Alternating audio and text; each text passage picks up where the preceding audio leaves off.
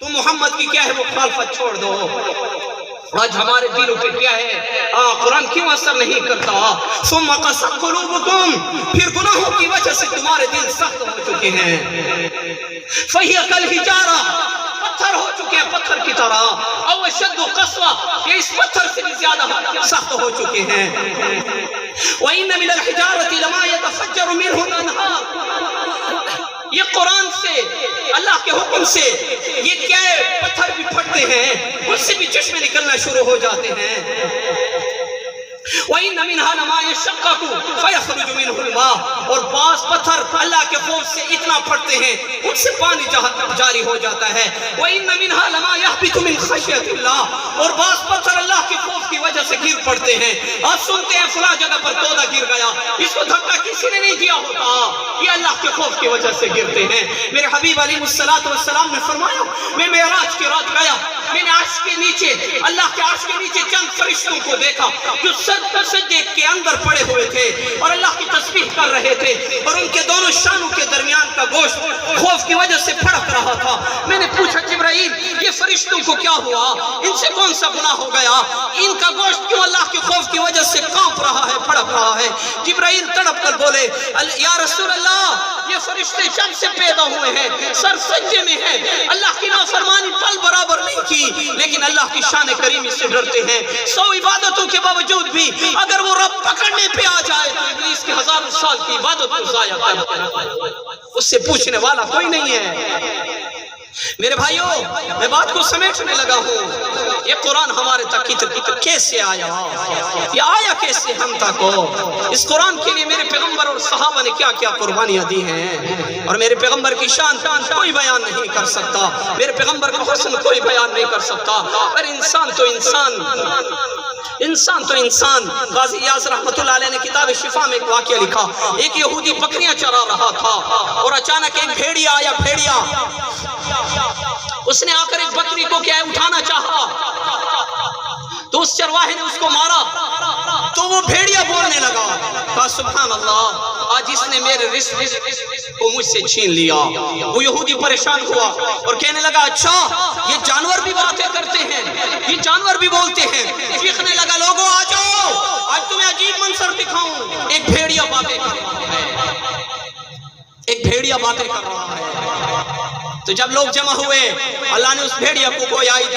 وہ کہنے لگا تو اس بات پہ حیران ہے، تجھے اور بات نہ بتاؤں؟ یہودی کہنے لگا کون سی بات؟ کہا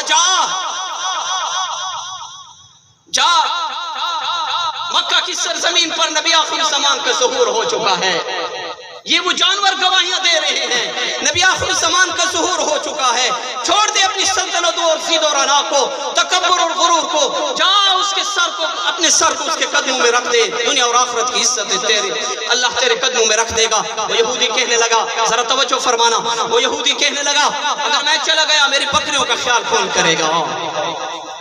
تو وہ بھیڑیا جواب میں کہنے لگا اگر تو محمد رسول اللہ کا غلام بن جائے گا خدا کی قسم میں تیرا غلام بن کے تیری بکریوں کی حفاظت کروں گا.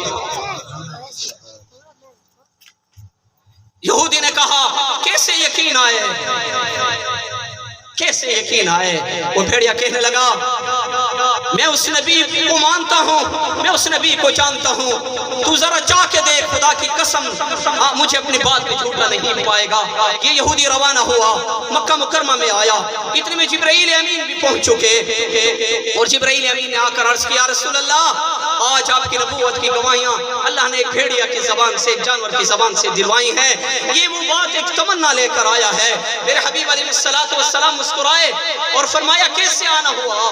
میرے پیغمبر کے حسن کو دیکھ کر آنے کی بات کو چھوڑیں، سب سے پہلے مجھے اپنا غلام بنا لیجئے. حضور نے کلمہ پڑھایا، فرمایا ذرا بتا تو صحیح یا رسول اللہ آج ایک جانور کی زبان سے آپ کی نبوت کی گواہیاں اور تعریفیں سن کے آیا ہوں. پھر تھوڑی دیر بعد پریشان ہوا، پھر وحی آئی. میرے پیغمبر نے فرمایا خدا کی قسم وہ اس کی زبان نہیں ہے، وہ انسان نہیں ہے، اس نے میرا کلمہ نہیں پڑھا، میرا مقام جانتا ہے. تو قیامت تک ادھر ٹھہرا رہے، اگر میرا رب تجھے زندگی دے خدا کی قسم وہ بھیڑیا قیامت تک تیری بکریوں کی حفاظت کرتا ہے. جب یہ روانہ ہوا اللہ کے حبیب کی اجازت سے واپس آیا، دیکھا بکریاں اپنی جگہ پر چر رہی ہیں اور وہ بھیڑیا جو چوکیدار بنا ہوا تھا میرے حبیب کا، وہ بھوکا اور پیاسا بیٹھا ہوا ہے، کئی دنوں کا فاصلہ تھا اور کچھ بھی نہ کھایا اور اس بھیڑیے میں ہلنے کی طاقت بھی نہ تھی۔ ایک بھیڑیا اپنے نبی پہ قربان ہو سکتا ہے، آج کا یہ امتی اپنے خواہشات کی وجہ سے اپنے نبی پہ قربان نہیں ہو سکتا۔ تو اس صحابی نے دیکھا اور اس سے کہا تو جا، اس نے کہا میں چلنے کے قابل نہیں ہوں۔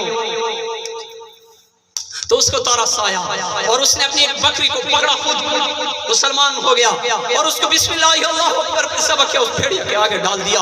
اس نے کھایا اور جان میں جان آئی، کہنے لگا لوگوں قیامت تک آنے والے انسانوں سنو، میں ایک بھیڑیا ہوں، میں نے نبی کی غلامی کی ہے، مالک اپنے ہاتھوں سے ذبح کر کر کے مجھے اپنا مال قربان کر رہے ہیں، کھلا رہے ہیں۔ خیال کرنا کبھی رزق کے پیچھے اپنے نبی سے بغاوت نہیں کرنا، ساری زندگی اللہ پہ بھروسہ کر کے اپنے نبی پر قربان ہو جانا۔ میرا رب دنیا اور عزت آخرت کی عزتیں تمہیں عطا کرے۔ میرے بھائیو، اب یہ بتانا چاہتا ہوں یہ قرآن ہم تک پہنچا کیسے۔ تو میں بات کر رہا تھا ان بچوں کی، تو میرے حبیب کو میرے رب نے کیا فرمایا، میرا محبوب زبان کو حرکت نہ دے، اس قرآن کا جمع کرنا، اس کو باقی رکھنا۔ اِنَّا نَحْنُ نَزَّلْنَا الذِّكْرَ وَإِنَّا لَهُ لَحَافِظُونَ۔ اس قرآن کو کیا ہے، ہم نے ہی اتارا، ہم اس کے نازل کرنے والے، اس کی حفاظت ہماری ذمہ داری۔ اے اللہ تو فرشتوں سے حفاظت کرائے گا۔ اللہ رب العزت نے فرمایا یہ میرا کام ہے، تیرا قرآن بھی محفوظ ہوگا، تیرا کلام حدیث بھی محفوظ ہوگی۔ پھر میرے رب نے کیا ہے، ہاں کیسے حضور پاک صلی اللہ علیہ وسلم مکہ مکرمہ میں تھے، چند مسلمان ہوئے تو آپ ایک دن پریشان بیٹھے ہوئے تھے، حضرت زید بن ارقم میرے پیغمبر کے صحابی ہیں، یہ مدرسوں کی کیا ہے، تمہیں تھوڑی سی، مجھے بہت مختصر وقت دیا، میں دل کی بات نہیں کر سکتا، میں اپنا درد پیش نہیں کر سکتا اس تھوڑے سے وقت کے اندر، لیکن مسلمانوں یہ مدرسے ہیں کیا، یہ علماء کیا ہیں، یہ معصوم بچے کیا ہیں، ذرا ان کی کیا ہے حیثیت پہچانو، ان کے پیچھے کون ہے۔